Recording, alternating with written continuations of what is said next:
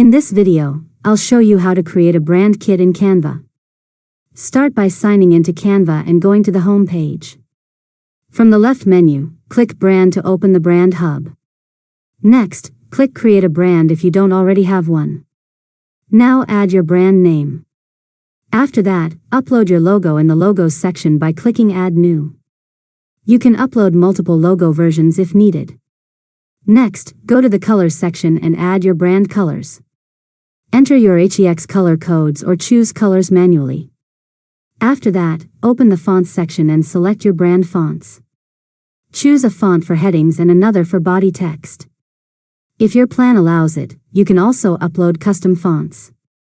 Now upload any brand assets, such as images, icons, or graphics, to keep everything organized in one place.